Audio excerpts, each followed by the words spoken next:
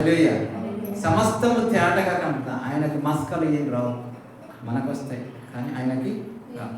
ఆయన ఆత్మస్వరూపి, దేవుడు ఆత్మస్వరూపి, సమస్తము తేటగా కనుక ఆయన నిజముగా మొరపెట్టి వారికి సమీపముగా ఉండే దేవుడు, మొరపెట్టకపోతే దూరముగా ఉండే దేవుడు. హల్లెలూయా. నిజముగా మొరపెడితేనేమో దగ్గరగా ఉంటాడు, అసలే మొరపెట్టకోకుండా ఉంటే ఆయన ఎక్కడ ఉంటారు? దూరంగా ఉండే దేవుడు. దూరంగా సమీపంగా ఉండే దేవుడన దూరముగా ఉండే దేవుడును కాన దూరంగా కూడా ఉంటాడు దేవుడు. కొన్ని సమయాలలో దేవా నువ్వెక్కడ, మాకు ఈ తరిగింది, ఈ ఆటంకం వచ్చింది, ఈ ఆపద వచ్చింది, ఈ నింద వచ్చింది, ఈ ఒక పరిస్థితి వచ్చింది, నాకు నువ్వెక్కడ ప్రభువా అని మనము ఏం చేద్దాం? దేవుని మీద రాళ్ళేస్తూ ఉంటాం. దేవుని నమ్మి దేవుని మీద రాళ్ళేస్తూ ఉంటాం కొన్ని సమయాలలో. కానీ ఆయన చూస్తూనే ఉన్నాడు. అనుమతించిందే ఆయన సమీపముగా లేడా? ఉన్నాడు. హల్లెలూయా. ఆయన సమీపముగా.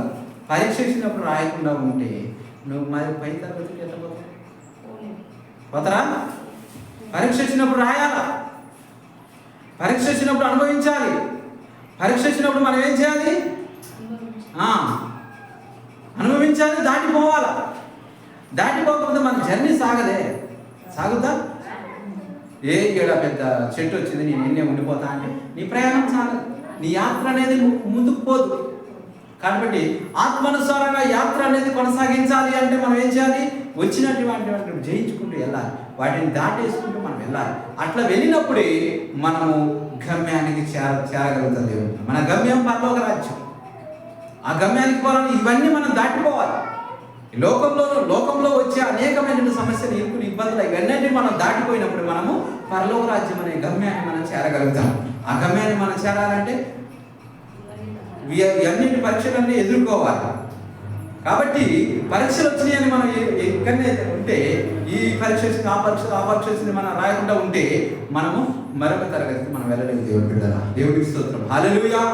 కాబట్టి మనము దేవుడు సమీపంగా ఉండే దేవుడేనా, దూరంగా ఉండే దేవుడు కాడా? ఆయన దూరంగా ఉంటాడు, సమీపముగా ఉంటాడు. దేవుడి బిడ్డ, దేవునికి స్తోత్రం. హల్లెలూయా. కాబట్టి యెహోవా సెలవిచ్చిన మాట ఏదనగా, నాకు కనపడకుండా రహస్య స్థలంలో దాగగలవాడు ఎవరైనా ఉన్నాడా? దేవునికి కనపడకుండా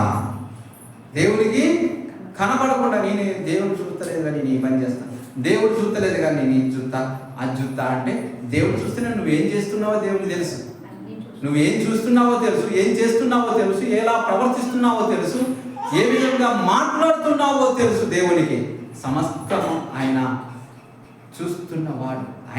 ఆయన కన్నులకు మరుగైనది ఏది లేదు. హల్లెలూయా. కాబట్టి ఆయన విననేరక ఉండినట్లు ఆయన చెవులు మందము కాలేదు. కాబట్టి ఆయన వింటున్నాడు, ఆయన చూస్తున్నాడు అని మనం భావించి మన ఆత్మీయ జీవితం మనం కట్టుకోవాలి. దేవునికి స్తోత్రం. కాబట్టి కట్టుకోవాలంటే మరొక మాట గుర్తుకొచ్చింది. మరి 13వ వచనము 22 అదే ఇర్మీయా గ్రంథంలో, నీతి తప్పి తన నగరం స్థాపించడానికి శ్రమ.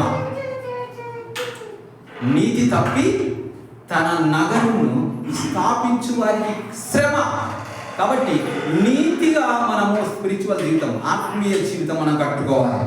నీతిగా మనము ఆత్మీయ జీవితం కట్టుకోవాలి. లేకపోతే మనకేమొస్తుంది?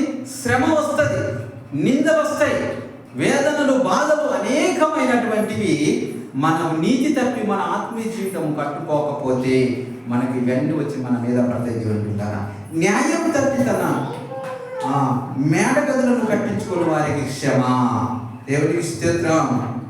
న్యాయము తప్పి తన మేడ గదులను కట్టించుకున్న వారికి క్షమ. మన ఆత్మీయ జీవితము ఎట్లా కట్టుకుంటాం? మనం గదులుగా కట్టుకుంటామా?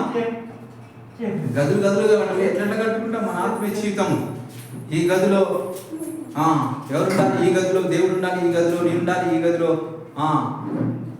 వారు ఉండాలి, వీరు ఉండాలని అట్లా కాదు. దేవుని బిడ్డలారా, మనము ఆత్మీయ జీవితము దేవుని యొక్క వాక్యంతో మనం కట్టుకోవాలి. దేవుని యొక్క వాక్యంతో మనం మేడ మీద, కొండ మీద ఉన్నటువంటి పట్టణం మరుగై ఉండనేరదు. అటు రీతిగా మన పట్టణం కూడా ఎట్లుండాలా? మన ఆత్మీయ జీవితం కూడా ఎలా ఉండాలి? ఎత్తుగా ఉండాలి, కింద ఉండకూడదు. మన ఆత్మీయ జీవితం హైట్ ఎత్తుగా ఉండాలి. మన ఆత్మీయ జీవితం ఎత్తుగా ఉన్నప్పుడే మన ఆత్మీయ జీవితం అనేకులకు మనం కనపరుచుకుంటాం. మన ఆత్మీయ జీవితం ఎత్తుగా అంటే పై ఎత్తుగా పోయి తమ మీద అక్కడక్కడ కాదు దేవుడు పెట్టారా. మన ఆత్మీయ జీవితం అనేకులకు వెలుగై ఉండాలి, వెలుగై ఉండాలి. దీపమును మనం ఎక్కడ పెట్టాలి? అనేకులకు వెలిగించుటకు వెలుగు స్తంభం మీదనే ఉంచాలి. దేవునికి స్తోత్రం. కాబట్టి అప్పుడు వారు వెలిగితే మనం కూడా అనేకులకు వెలుగు సంబంధికులుగా మనం ఉండాలి. అనేకులకు మాదిరికరమైనటువంటి జీవితం మనకు ఉండాలి. లేకపోతే మనకేమొస్తుంది? శ్రమ. మన ఆత్మీయ జీవితం వాక్యానుసారంగా కట్టుకోవట్లేదంటే శ్రమ వచ్చి మీద పడుతుంది. దేవుని బిడ్డ, శ్రమలు వచ్చి మీద పడతాయి, వేదనలు వస్తాయి, నిందలు వస్తాయి, అనేకమైన ఐహికమైన విచారములు సమస్తం ఇంటిలో ఒంటిలో అనేకమైన సంగతులు మనలో పుడతాయి. దేవుని బిడ్డ, హల్లెలూయా. కాబట్టి మనం ఏం చేయాలి? నీతితో మనం కట్టుకోవాలి మన ఆత్మీయ జీవితము, న్యాయముతో మనం కట్టుకోవాలి మన ఆత్మీయ జీవితం. అటు రీతిగా ఉన్నప్పుడు మాత్రమే మన జీవితము దేవుని చిత్తానుసారంగా ఉండగలుగుతుంది. హల్లెలూయా.